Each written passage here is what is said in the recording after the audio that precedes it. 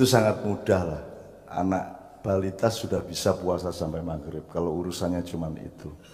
Kalau urusan puasa hanya sekedar tidak makan minum subuh sampai maghrib, tidak perlu firman, tidak perlu perintah Allah. Itu bisa ditemukan sendiri oleh ilmu kesehatan manusia. Jadi itu masalah sangat sederhana. Tapi yang utama adalah puasa kehidupan dalam arti yang menyeluruh. Puasa, apa formula puasa untuk hatimu, apa formula puasa untuk jiwamu secara keseluruhan, dan apa sebenarnya puasa ruh.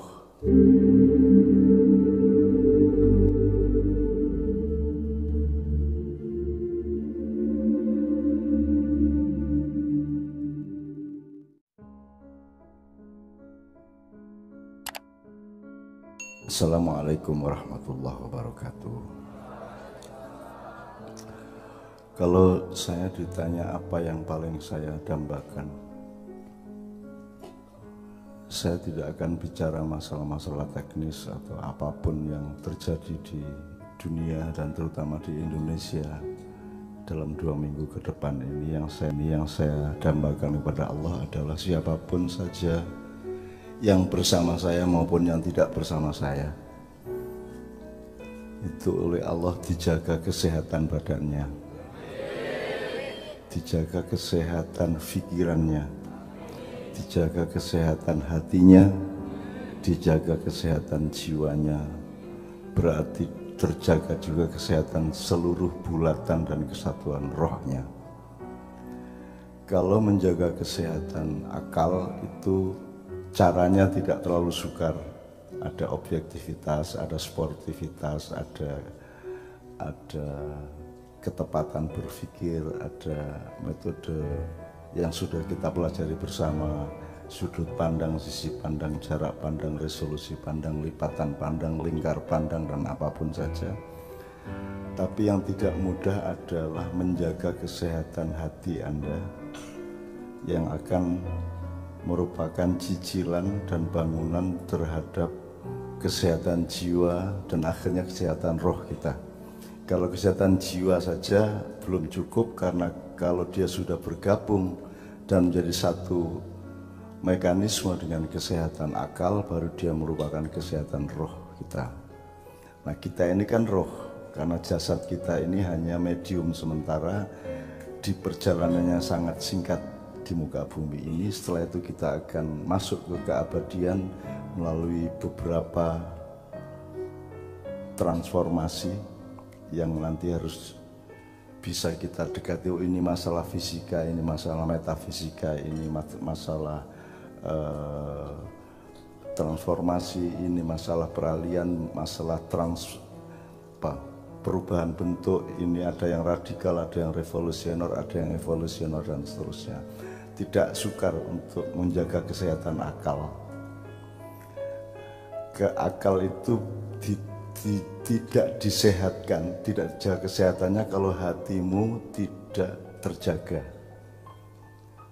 Hatimu tidak punya antisipasi terhadap nafsu, karena kita punya 4 unsur ya: syahwat, hati.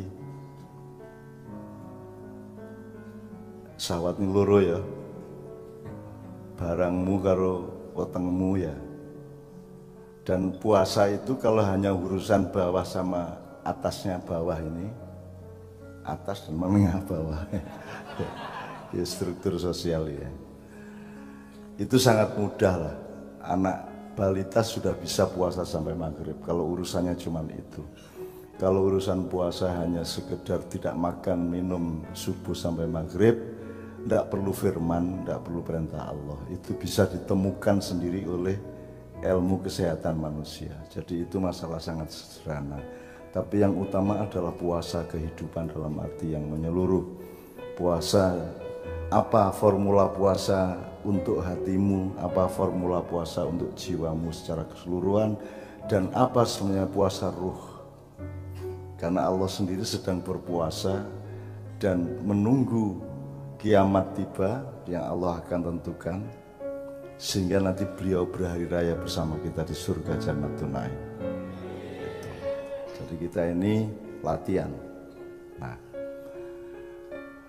kalau Anda menjaga kesehatan badan, ya nanti ada dokter edot untuk mengerti batas-batasnya, formulanya, kiatnya, resepnya dan seterusnya, sebab akibatnya, kuratif dan preventifnya dan seterusnya. Tapi kalau kesehatan hati, kesehatan akal juga sudah ada, gampang, tidak terlalu sukar-sukar amat.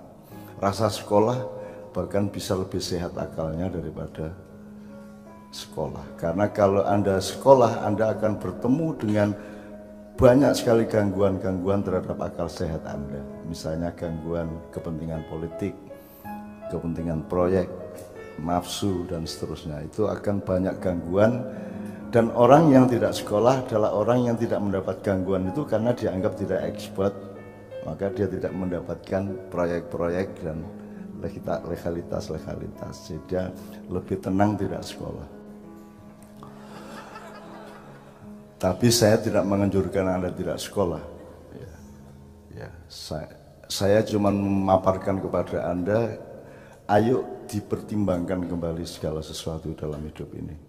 Kalau kesehatan hati itu kan dia bukan atas sadar, dia adalah sebuah wilayah yang sangat luas, luar biasa, yang di bawahnya ada kompor nafsu yang akan membakar terus hatimu.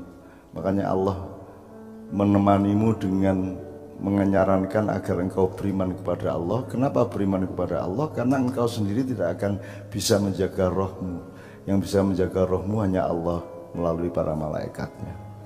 Karena kalau engkau sendiri tidak bisa menjaganya, maka kita perlu komitmen dan nyantol atau gondelan Allah dan Kanjeng Nabi, wa'tasimu bihablillah, dan wala tafarraqu di antara kita.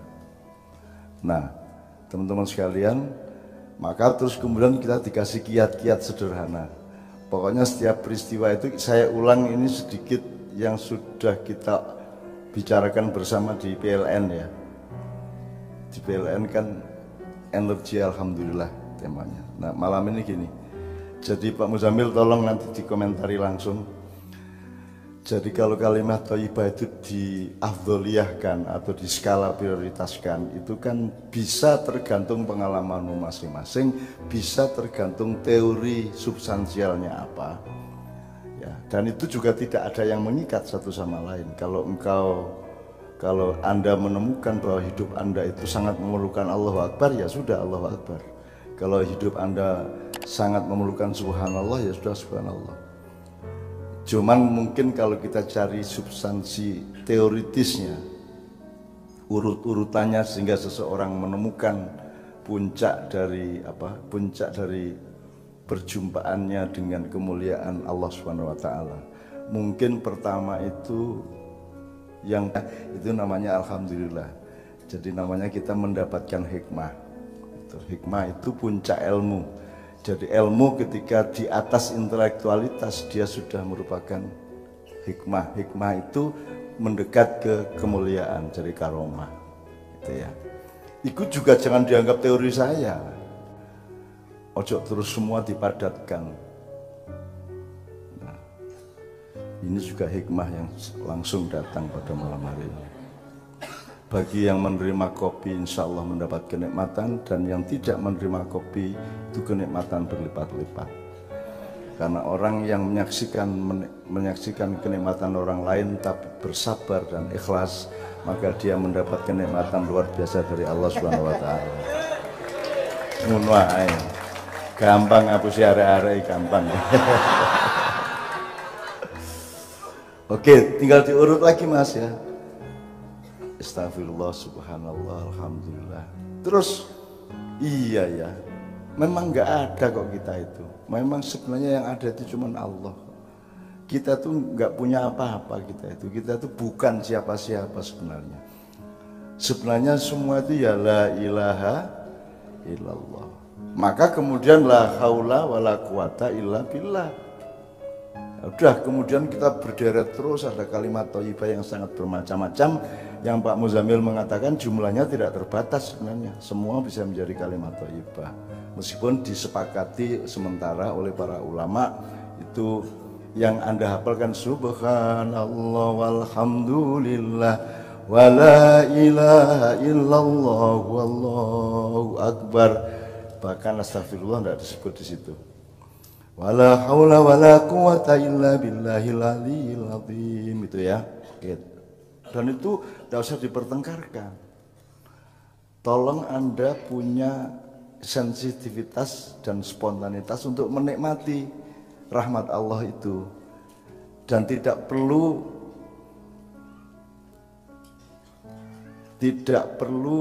mencari-cari perbedaannya dengan cara sahabat Anda atau orang lain menikmatinya. Lho ya piye to ya, wong panganan wae ora rasa lho ngono. Lombok 5 kok pedes sih piye to? Ya ora apa-apa to. Ada yang berpendapat nek Mbak Via itu nek pesen nek pesen rujak ya 15 lomboke. Nek aku telu wis ngebres gitu ya. Kalau istri saya 15, belum apa-apa dia. Kalau Pak Muzamil, dia sendiri adalah Lombok. Mulane kan ngomong ini ya Lombok. Nah, terus diobati pakai minuman yang namanya seperti. Ustaz, orang Madura tidak bisa nyebut Sprite. Kalau beli ke warung, Pak, ada sepertinya enggak? Maksudnya angel Madura. Oh alah. Kalau di Lombok itu beda lagi. Di Lombok itu kalau orang makan nasinya nasi Lombok. Oke. Terus lauknya ikannya ikan Lombok, minumnya air Lombok. Oh, karena Lombok. Kalau di Lombok. Kalau Madura.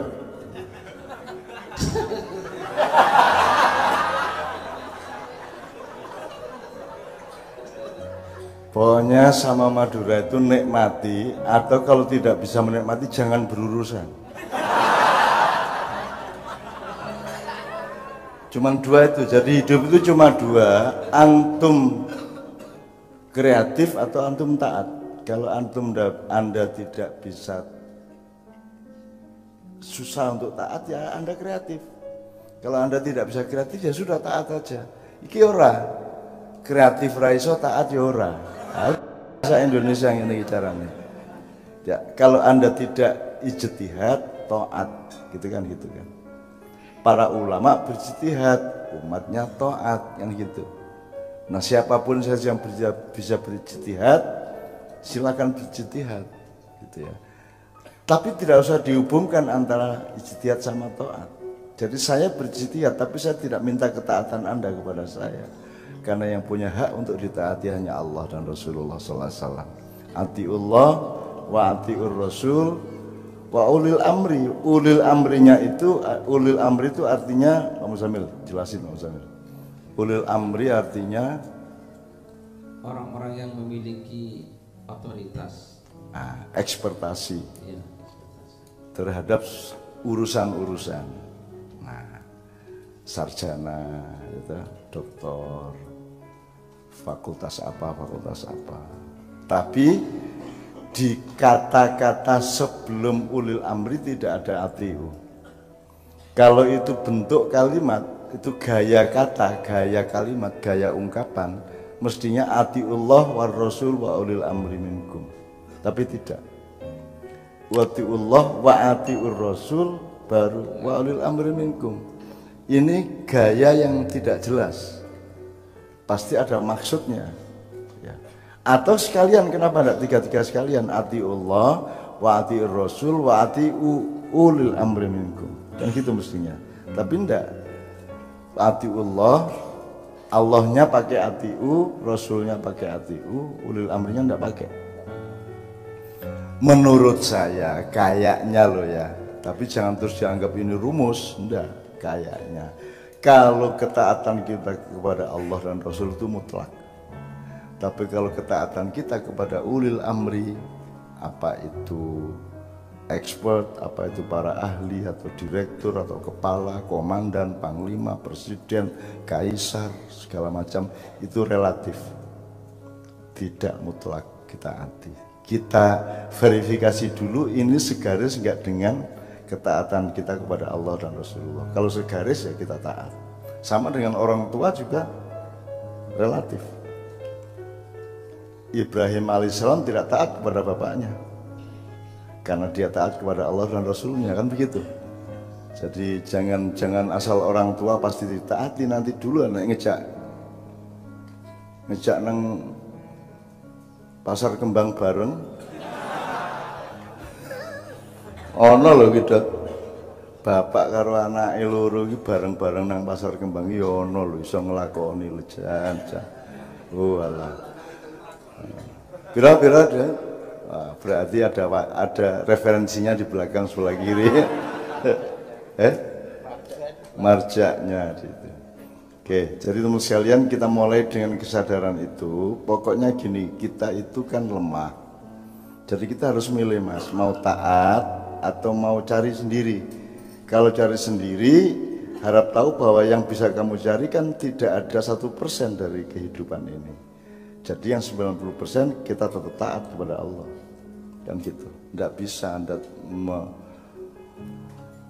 ini ada Pak Dokter bilang kopi baik apa tidak, dia ada rumusnya. Gitu kan. Tapi ada yang kedokteran tidak punya rumusnya. Misalnya Mas Edot bisa menjelaskan bahwa kanker tidak ada.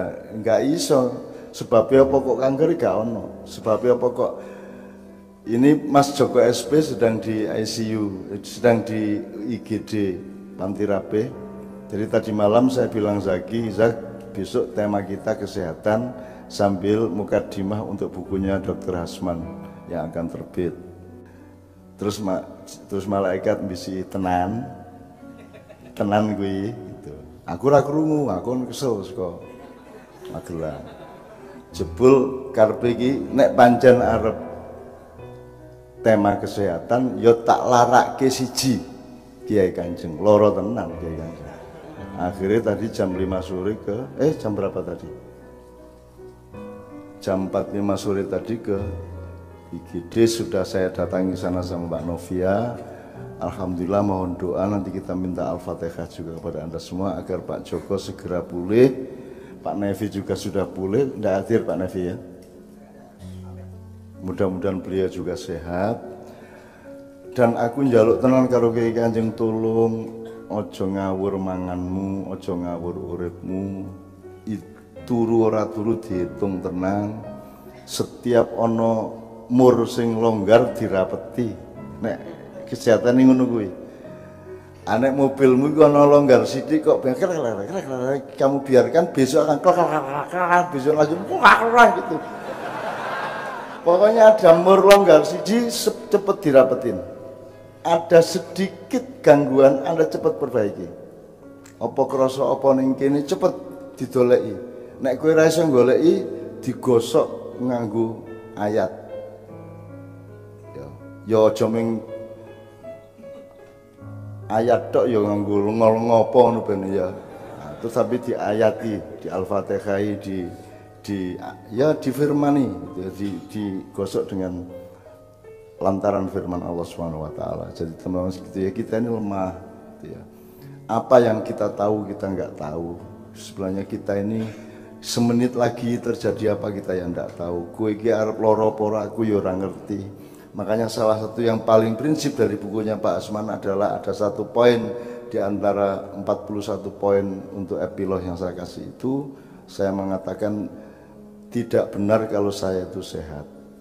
Yang benar, yang hak adalah Allah sampai hari ini belum memberi saya sakit, belum memperkenankan saya untuk mengalami sakit. Itu toh. Tapi kalau dibilang saya sehat, tidak. Karena sehat itu milik Allah, bukan milik saya. Anda sesehat apapun bisa sakit, Anda sesakit apapun bisa sehat. Anda hidup sangat sehat, wis pokoknya dihitung kabeh, tetap iso lara. Kowe uripe ngawur ya iso ora lara. Ning aja dienggo pedoman sing nomor loro iki. Jadi gelandangan berpuluh-puluh tahun melaku ming sarungan kae. Ora nganggo kaos, ora tau adus, ora tau cetha mangane turune Ya nek keturun ning trotoar ngono kae sak piturute ning sehat, ora masuk angin, ora paru-paru, ora sehat walafiat bisa juga. Jadi kesehatan milik Allah, sakit milik Allah, hidup milik Allah, mati milik Allah. Tapi pasti bahwa kita sangat lemah, kita sangat tergantung kepada Allah, apa saja. Jadi jangan ada yang merasa bahwa Anda berkuasa atas apapun saja, meskipun sekedar pada sehelai rambut Anda. Saya tidak bisa menghalangi uban saya tidak, kecuali menutupinya dengan cat, dan saya dilarang oleh Mbak Novia untuk ngecat rambut gitu loh. Dan saya seneng karena tidak repot gitu kan. Jadi tak jarno putih ya putih sakarepmu, terus nanti kita cari maknanya. Oh, aku sudah keluar dari kegelapan, sekarang aku masuk ke dunia putih, maksudnya terus wanen kan gitu kan. Wong Jawa iso wae lah pokoknya ngatur ben seneng atine gitu. Oke teman sekalian, kira-kira begitu ya. Kalau kita itu lemah atas apapun saja loh ya. Kita tuh tidak berkuasa, jangankan atas negara, jangankan atas pemerintahan, jangankan atas suatu persoalan yang complicated, jangankan atas suatu kantor. Sesungguhnya kita tidak berkuasa. Kita ini hanya sangat bergantung kepada rahmat Allah yang tidak pernah berhenti, yang dalam satu detik bisa dilimpahkan Allah berjuta-juta kali lipat dari jumlah waktu yang disediakan dalam satu detik itu. Kita hidup karena rahmat Allah. Kue satu kan gini mergo rahmat Allah. Bahkan kata Pak Muzamil, menurut Al-Quran tidak ada orang masuk surga karena ya amal ibadahnya. Orang masuk surga semata-mata karena rahmat Allah. Sakarep-karepe wong dhek sing duwe. Komisaris ya dhek, direktur ya dhek. Arab gawe apa wae sakarep-karepe dhek, kita tidak bisa apa-apa dan tidak bisa menyalahkan Allah. Andaikan Allah tidak adil kepada manusia, boleh wong punya dia sendiri kok. Gitu. Tapi Allah adil. Kenapa? Karena Allah cinta kepada kita semua. Kecintanya Allah itu melahirkan keadilan kepada kita. Maka ada fama ya'mal mithqala dzarratin khairan yarah wa may ya'mal mithqala dzarratin syarra yarah, dan seterusnya. Ada ngunduh wong pakarti, ono kualat, ono pemeneh. Nek Jawa liyane sopo becik ke titik Allah ketara, dan seterusnya. Udah tenang aja. Jadi semua itu akan, siapa menanam pasti akan mengetam. Gitu ya. Kalau ndak mengetam paling ada hama. Ya kowe ya ora gelem tak kena hama kan gitu. Jadi pokoknya semua tetap ada sebab akibatnya, dan Allah Maha berkuasa atas segala sesuatu, dan kita ini sangat lemah. Nek lemah iki kan kudune apik satu sama lain, teman padha-padha lemah. Ngopo lho kowe gawe perkara akeh banget ning Indonesia iki. Gawe perkara mubeng menganiaya dirinya sendiri, manusia itu. Itu ya, tak jaluk kabeh ayo memperkecil masalah dari diri kita.